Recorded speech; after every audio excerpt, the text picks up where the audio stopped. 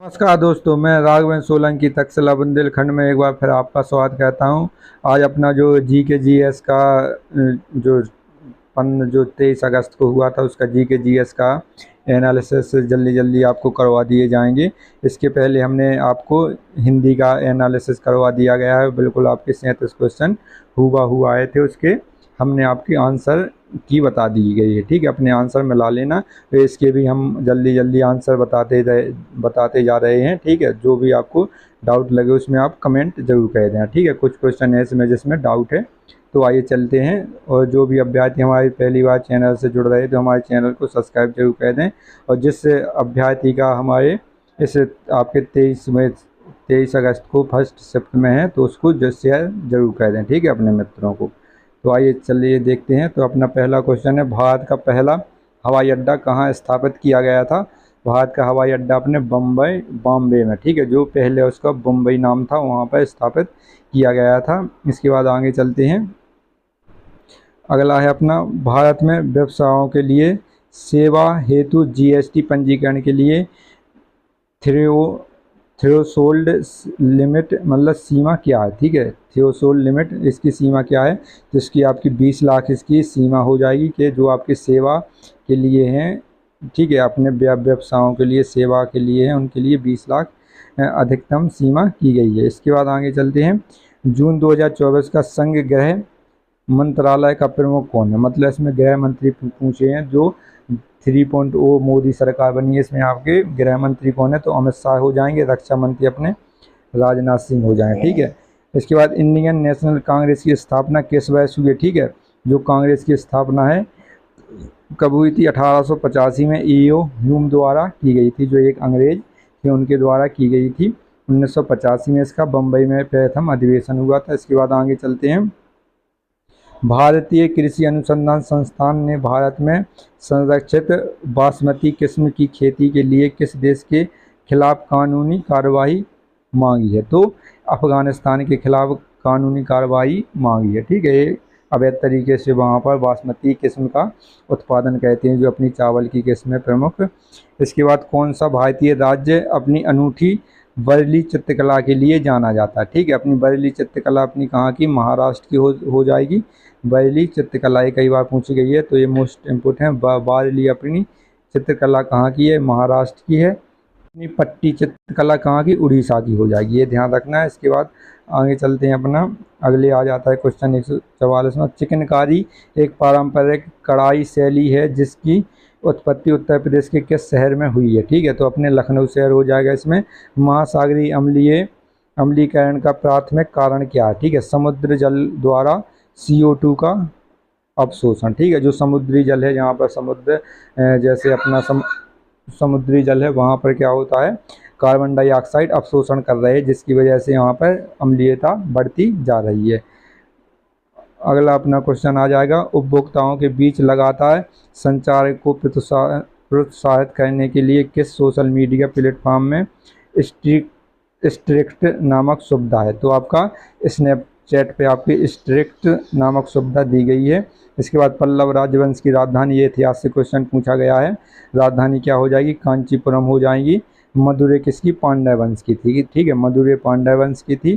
कांचीपुरम पल्लव वंश की, और चोल वंश की तंजापुर हो जाएगी। ठीक है, अगले क्वेश्चन में पूछा जाएगा। मैसूर में अपने टीपू सुल्तान प्रमुख भूमिका निभाई थी, यहाँ पर अपने कर्नाटक में पड़ता है। इसके बाद अगला क्वेश्चन है अपना, वित्तीय स्थिरता बोर्ड FSB क्या है। इसका आपका मतलब इसका फुल फॉर्म क्या है, SSB का इसका मुख्य क्या अर्थ होता है। अपना हो जाएगा यह वित्तीय स्थिरता सुनिश्चित करता है। ठीक है, इसके बाद GST के ब्रांड एम्बेसडर के रूप में किसे चुना गया, तो अपने अमिताभ बच्चन हो जाएंगे। ठीक है, आपका दीपिका पादुकोण है नहीं है, शाहरुख खान को इतना बड़ा बना नहीं सकते इनको। इसके बाद तो अमिताभ बच्चन हैं जिनको बनाया गया है GST का ब्रांड एम्बेसडर। शिल्पा शेट्टी हो नहीं सकती। इसके बाद आगे चलते हैं अपन लोग। आगे अपना, निम्नलिखित में से कौन सी रेखा फ्रांस और जर्मनी के बीच सीमा रेखा बनाती है, मतलब सीमा में रेखा है उसको क्या नाम से जाना जाता है, जो फ्रांस और जर्मनी के बीच में। तो इसमें कन्फ्यूजन है, इसका ये शायद अभी लगा लीजिए। ठीक है, इसे कन्फ्यूजन में इसको आपको बाद में एनालिसिस करवा दिए जाएंगे। ठीक है, KW लाइन के हो जाएगी, इसका शायद फुल संक्षिप्त रूप हो सकता है इसका। विदेश व्यापार महानिदेशालय DGFT किस मंत्रालय के अंतर्गत आता है? जो विदेश व्यापार होता है तो अपना वाणिज्य एवं उद्योग मंत्रालय के अंतर्गत आ जाएगा, ठीक है। इसके द्वारा विदेश में व्यापार किया जाता है। इसके बाद परमाणु ऊर्जा उत्पादन के लिए कौन सा तत्व आवश्यक है? तो यूरेनियम हो जाएगा। यूरेनियम बहुत आवश्यक होता है ये परमाणु ऊर्जा उत्पादन करने के लिए। इसके बाद द स्कारलेट लेटर किसने लिखी? ठीक है, किसकी रचना है, किसने लिखी? तो इसमें आपके नॉर्थनियल हॉर्नोथ हो जाएंगे। इसमें नॉर्थनियल हॉर्नोथ ये आपके ये अलग किताब पूछी गई तो इसमें आपको ज़रूर दिक्कत होगी, ये किसी ने भी नहीं पढ़ी है, बहुत अलग से पूछा गया है क्वेश्चन। इसके बाद अफ्रीका को आर पार दौड़ लगाने वाले पहले व्यक्ति कौन है? ठीक है, अफ्रीका के आर पार, जैसे अफ्रीका महाद्वीप है उसको आर पार क्रॉस करने वाले दौड़ लगाने वाले कौन हो जाएंगे? तो रस कुक हो जाएंगे। इसमें कौन से हो जाएंगे? रस कुक। इसका ऑप्शन आपका सी हो जाएगा। इसके बाद आगे चलते हैं।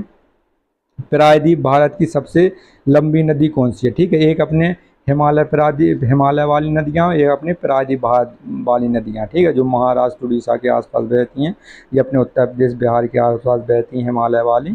तो इसमें आपके गोदावरी प्रायद्वीप भारत की सबसे लंबी नदी है, ठीक है, इसको दक्षिणी गंगा के नाम से भी जाना जाता है। इसके बाद NHRC का पूर्ण रूप क्या है? तो इसमें क्या हो जाएगा? NHRC का पूर्ण रूप क्या हो जाएगा? National human rights commission India, ठीक है, national human rights commission India हो जाएगा इसका पूर्ण रूप। इसके बाद आगे चलते RBI का पूर्ण रूप क्या हो जाएगा? BRI का, ठीक है, आपका BRI का फुल फॉर्म क्या हो? BRI का अपना फुल फॉर्म हो जाएगा बेल्ट एंड रोड इनिशिएटिव, ठीक है, बेल्ट एंड रोड इनिशिएटिव हो जाएगा। इसके बाद आगे चलते हैं। विशिष्ट व्यक्तियों को उस संगठन की सुरक्षा को खतरा डालने की कोशिश करता है जिसके लिए वे काम करते हैं। तो इसमें आपका कौन सा है? इसको स्पेयरिंग फिशिंग कहा जाता है। क्या कहा जाता है? स्पेयरिंग फिशिंग, जो सुरक्षा के लिए उसको खतरा लगता है तो इसको स्पेयरिंग फिशिंग कहा जाता है। इसके बाद आगे चलते हैं। आगे अपना हो जाएगा बैस के अंतर्गत मानव अधिकार कानून के परिवर्तन के लिए संयुक्त राष्ट्र मानव अधिकार आयोग को संयुक्त राष्ट्र मानव अधिकार परिषद द्वारा प्रतिवर्ष घोषित किया, ठीक है, अंतर्राष्ट्रीय मानव अधिकार आयोग। तो आपका 2006 हो जाएगा। इसकी स्थापना कब की गई थी? 2006 में की गई थी। इसके भारत के लिए पड़ोसी देश को थंडर ड्रैगन की भूमिका के नाम से जाना जाता है। तो अपना पड़ोसी देश अपना भूटान हो जाएगा, ठीक है। इसके बाद आगे चलते हैं। निम्नलिखित में से कौन सा सोशल मीडिया प्लेटफॉर्म नहीं है? तो इसमें आपका गूगल है, इंस्टाग्राम है, ट्विटर है, फेसबुक है। तो अपना इसमें गूगल नहीं हो जाएगा, ठीक है। तो इसमें ये आपका गूगल क्या अपना सर्च इंजन है, इस पर आपके सर्च कह सकते हैं, लेकिन ये सोशल मीडिया प्लेटफॉर्म नहीं है, ठीक है। इसके बाद नोएडा उत्तर प्रदेश के किस जिले के अंतर्गत आ जाता है? तो इसका नया नाम बदल के क्या कह दिया? गौतम बुद्ध नगर कह दिया गया है, ठीक है। नोएडा का नया नाम गौतम बुद्ध नगर के अंतर्गत ये आता है।